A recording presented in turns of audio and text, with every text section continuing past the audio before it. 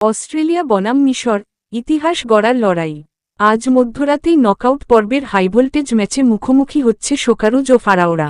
বিশ্বকাপে গ্রুপ পর্বের বাধা টপকে এবারই প্রথম নকআউটে এসে ইতিহাস গড়েছে মিশর। মোহাম্মদ সালার নেতৃত্বে আফ্রিকান পরাশক্তিরা চাইবে তাদের এই স্বপ্নের যাত্রা আরও দীর্ঘ করতে।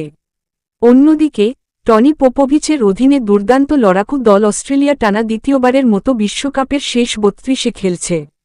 বিশ্বকাপের নকআউট পর্বে এর আগে কখনো কোনো ম্যাচ জিততে না পারা অস্ট্রেলিয়া আজ চাইবে মিশরের অপরাজেয় রেকর্ড ভেঙে প্রথমবারের মতো শেষ ১৬তে জায়গা করে নিতে।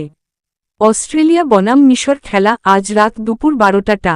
আর্জেন্টিনা বনাম কেপ ভার্দে, চ্যাম্পিয়নদের সামনে নবাগতদের দেওয়াল।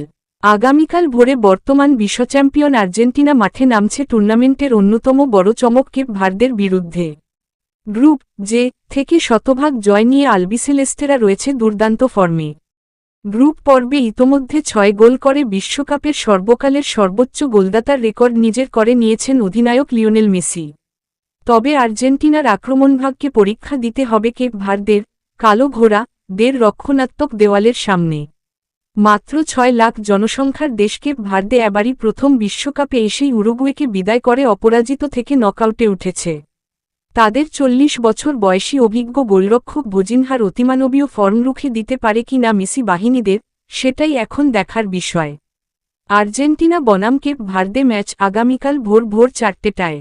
কলম্বিয়া বনাম ঘানা, ফেভারিটদের পরীক্ষা নেবে ব্ল্যাক স্টার্স।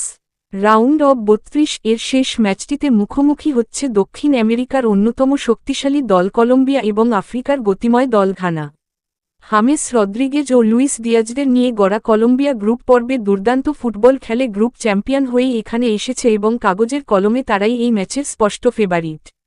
তবে ঘানার কোচ কার্লোস কুইরোজের কৌশলী ডিফেন্সিভ মিড ব্লক কলম্বিয়ার টেকনিক্যাল পাসিং ফুটবলকে কঠিন চ্যালেঞ্জের মুখে ফেলতে পারে। মাঝমাঠে থমাস পার্টের ঘানা ও রিচার্ড রিওসের কলম্বিয়ার লড়াইটি এই ম্যাচের ভাগ্য নির্ধারণ করে দিতে পারে। কলম্বিয়া বনাম ঘানা ম্যাচটি আগামীকাল সকাল ৭:৩০টায়। ৪ঠা জুলাই। মাই নিউজ স্পোর্টস চ্যানেলটি সাবস্ক্রাইব করে বেল আইকনটি অন করে দিন। লাইক, কমেন্ট, শেয়ার করে পাশে থাকুন।